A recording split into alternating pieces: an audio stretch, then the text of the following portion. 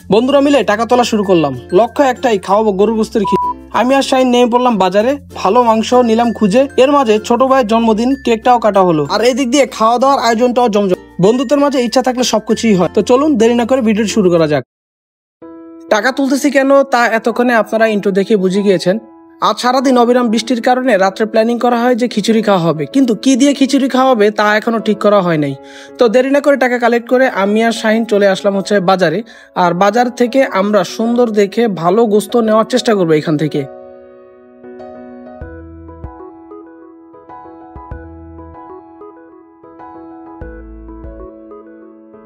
তো এখান থেকে আমরা গোস্ত নেই, আর গোস্তগুলো হচ্ছে তেয়ারির সাইজে করি। 3 কেজি গোস্ত নেই, যেহেতু আমরা 12 জন ছিলাম। তো প্রতি কেজি গোস্ত আমাদের থেকে 750 টাকা করে নেয়, আর এই গোস্তগুলো সুন্দরভাবে কেটে তেয়ারির সাইজ অনুযায়ী করে দিচ্ছিল।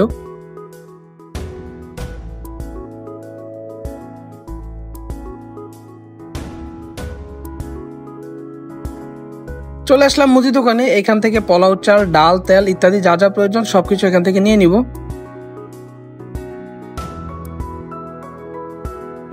বাজারের অবস্থা দেখে এতক্ষণে বুঝে গিয়েছেন সারাদিন কি পরিমাণ বৃষ্টি হয়েছিল। তো এইখান থেকে আমরা শসা, টমেটো, লেবু, গাজর ইত্যাদি নিয়ে নেই।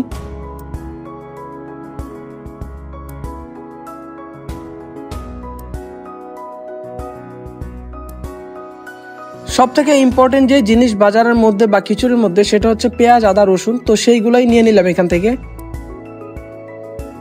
তো বাজার থেকে এসেই দেখি ছোট ভাই বিল্লালের জন্মদিন। তো সবাই এই জায়গায় আসে হচ্ছে বিল্লালের জন্মদিনের কেকটা কাটার জন্য। তো বিল্লালকেও ডেকে নিয়ে আসা হয়েছে। আর এরই মাঝে শাহিন সবার মাঝে স্লোগান দেওয়া শুরু করে।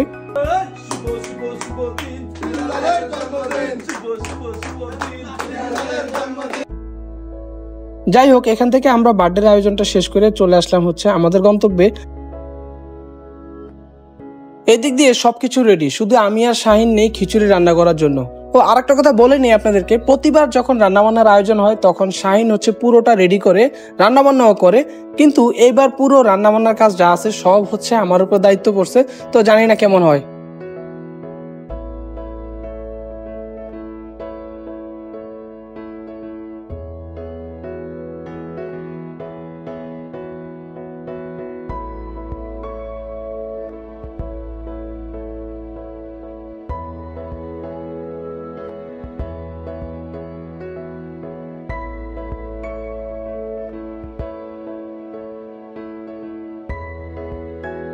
আমাদের খাবার রেডি হওয়ার আগে সবাই এসে হাজির, যে কখন রান্না হবে কখন রান্না হবে এই জিনিসগুলো শুধু জিজ্ঞাসা করা শুরু করছে।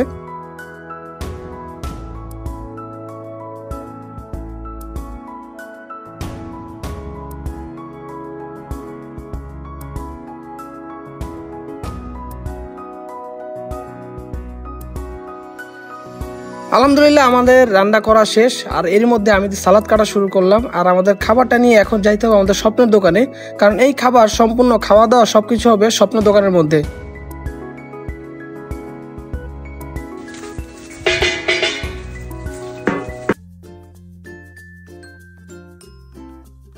চলে আসলাম স্বপ্নের দোকানে, আর এসেই দেখি স্বপ্ন একটা অর্ডার নিয়ে ব্যস্ত, তাই আমরা নিজেরাই সালাদটা কমপ্লিট করে ফেললাম।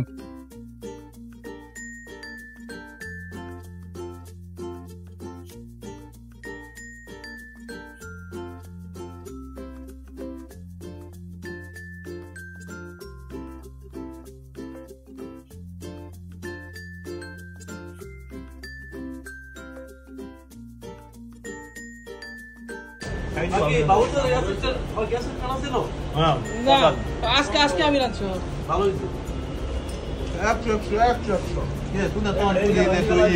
আমি তো আছি, আমার শিখাইছে না।